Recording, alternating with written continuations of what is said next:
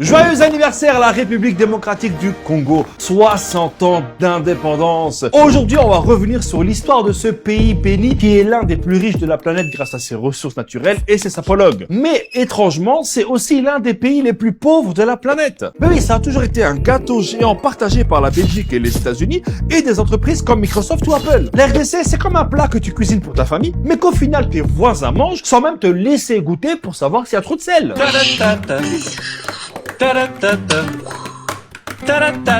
Évidemment, on ne peut pas parler de la RDC sans parler de la Belgique. Deux pays intimement liés, unis par les liens forcés du colonialisme. Et je te le dis direct, tu vois la Belgique comment tu la vois? Eh bien, sans le Congo, elle s'appellerait pas Belgique, mais plutôt Moche-gique. Et retrouvez-moi tous les jeudis pour des jeux de mots de folie. Non, il n'y a pas d'eau, mais abonne-toi. Alors, petit cours d'histoire. Le jeune Abdel est né le 31 mars 1989. Ah non, excusez-moi, c'est encore bien avant.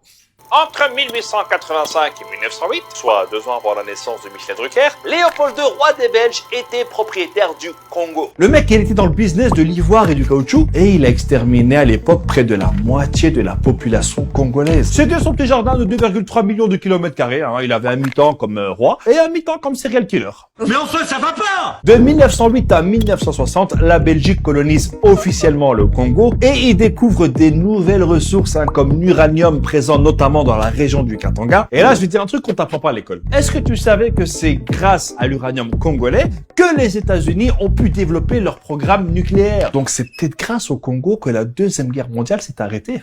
Ah ouais, ça t'embouche un quoi? Allez, je t'emballe ça et tu sers ça à ton prochain repas de famille. C'est cadeau. On fait que donner ici, n'est-ce pas?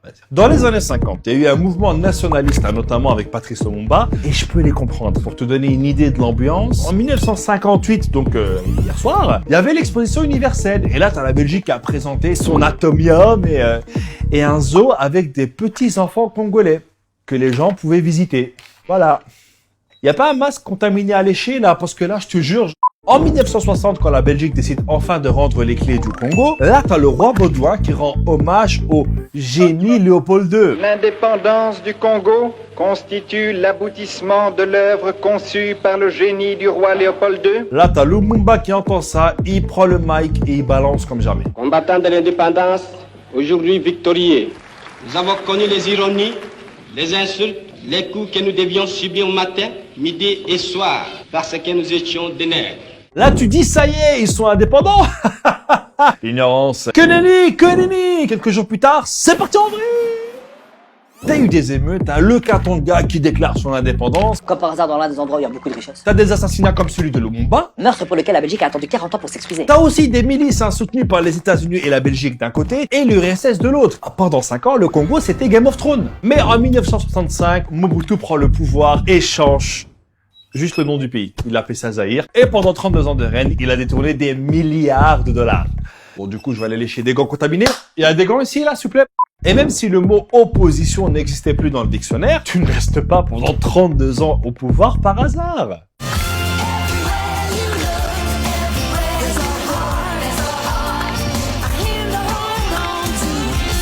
Pas comment vous faites là, malgré le travail, vous êtes toujours dans une forme extraordinaire. En 1996, Laurent Désiré Kabila mène une rébellion et renverse Mobutu, avec le financement d'entreprises comme American Mineral Field.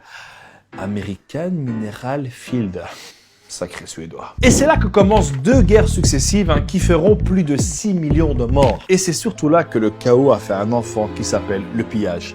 Il n'y a toujours pas d'eau. Là, t'as Kabila qui passe des deals avec le Rwanda et l'Ouganda, entre autres, du style « Donnez-moi un soutien militaire et je vous mets bien.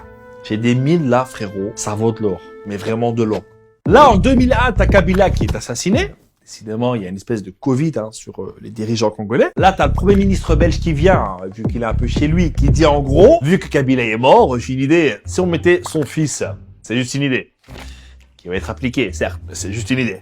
Depuis la fin de la Deuxième Guerre en 2002, les troupes étrangères se sont retirées, mais ont laissé la place à plein de groupes armés financés par des pays voisins pour le pillage des ressources. Et alors là, tout y passe. Or, cuivre, diamant ou encore cobalt et coltan. C'est ces trucs qui servent à fabriquer ton smartphone ou ton ordinateur. Et il y aurait plus de 40 000 enfants qui travaillent plus de 10 heures par jour pour extraire le cobalt qui est utilisé pour des entreprises comme Microsoft, Apple ou Samsung. Donc quelque part, le smartphone ou l'ordinateur que tu es en train d'utiliser pour regarder cette vidéo par exemple, contient certainement une part de la richesse de la RDC. Depuis 2019, le pays a un nouveau gouvernement et il est à 2 doigts de mettre Ebola au chômage. Mais selon vous, qu'est-ce que la RDC peut faire de plus pour enfin rayonner comme elle le mérite? Vous mettez ça en commentaire et je souhaite une bonne fête de l'indépendance à tous les Congolais. Rendez-vous la semaine prochaine. Ciao!